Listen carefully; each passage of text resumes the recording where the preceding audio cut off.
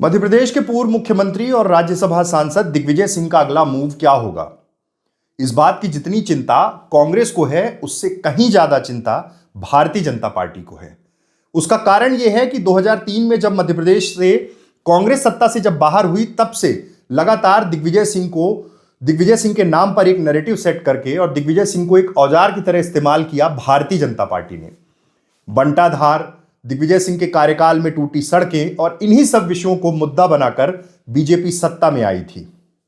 खस्ताहाल सड़कें, बिजली आपूर्ति जैसे तमाम विषयों को लेकर बीजेपी ने बड़ी लड़ाई लड़ी और मुद्दा बनाया कि दिग्विजय सिंह का कार्यकाल दोबारा ना आए। और दिग्विजय सिंह लगातार 2003 से लेकर अब तक के चुनावों में दिग्विजय सिंह की चर्चा देर सवेर बीजेपी करती रही है।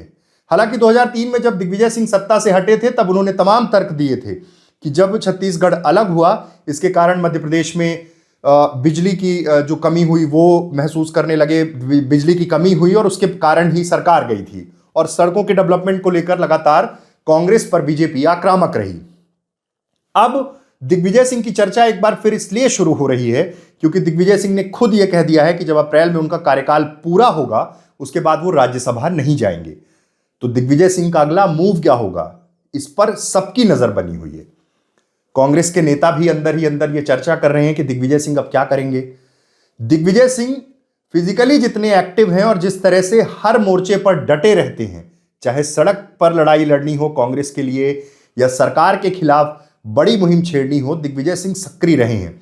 उनकी कर्मठता पर कभी सवाल नहीं खड़े किए जा सकते।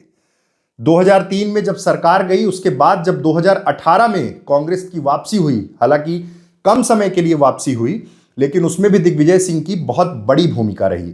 कमलनाथ प्रदेश अध्यक्ष थे, लेकिन दिग्विजय सिंह ने जब नर्मदा परिक्रमा की तो वो सिर्फ एक धार्मिक यात्रा नहीं थी, उससे कहीं ज्यादा वो एक राजनैतिक यात्रा के रूप में रही। दिग्विजय सिंह पैदल जब नर्मदा परिक्रमा कर रहे थे तो वहां से लगी हुई जितनी विधानसभा सीटें थी, उसमें कहीं ना कहीं एक राजनीतिक संदेश था और उसका फायदा कांग्रेस को 2018 के विधानसभा चुनाव में मिला। 23 में फिर से कांग्रेस की हार हुई।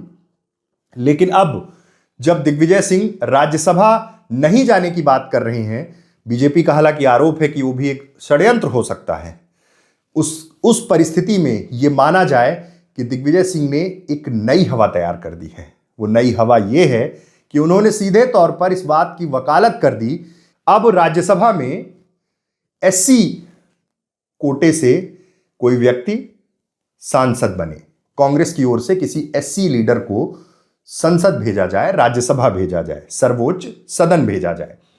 लेकिन समझिए, दिग्विजय सिंह जब ये मांग कर रहे हैं तो इसके बैकग्राउंड में बहुत सारी चीजें तैयार हो रही हैं।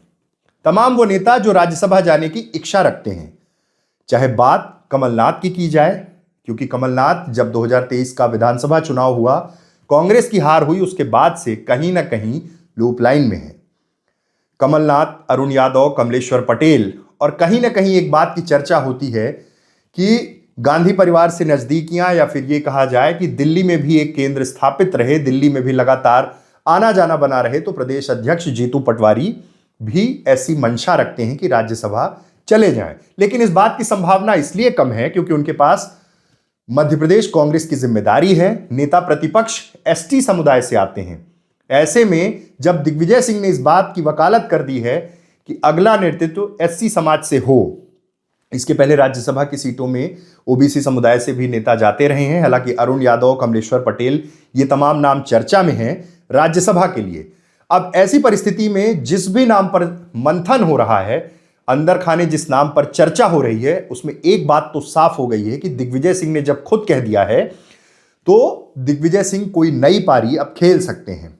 फिलहाल दिग्विजय सिंह गांव गांव जाकर मनरेगा को लेकर जो नाम बदलने का ऐलान केंद्र सरकार ने किया है, उसको लेकर जन जागरण में शामिल हो रहे हैं। और फिर से दिग्विजय सिंह अपनी पुरानी शैली में, और ये कहा जाए कि एक संदेश देने की कोशिश कर रहे हैं कि कांग्रेस को फिर से हम खड़ा कर रहे हैं, मध्य प्रदेश में एक नई जमीन तैयार कर रहे हैं। ये उनकी रणनीति का हिस्सा भी हो सकता है और इसके साथ ही वो केंद्र में जो सेंट्रल लीडरशिप है कांग्रेस की, उसकी भी रणनीति का हिस्सा हो सकता है। लेकिन इसका कितना फायदा होगा ये तो चुनाव बताएंगे। लेकिन कहीं ना कहीं संगठन को खड़ा करने की कवायद प्रदेश अध्यक्ष जीतू पटवारी, कांग्रेस का संगठन और दिग्विजय सिंह जो गांवों में भ्रमण शुरू कर चुके हैं।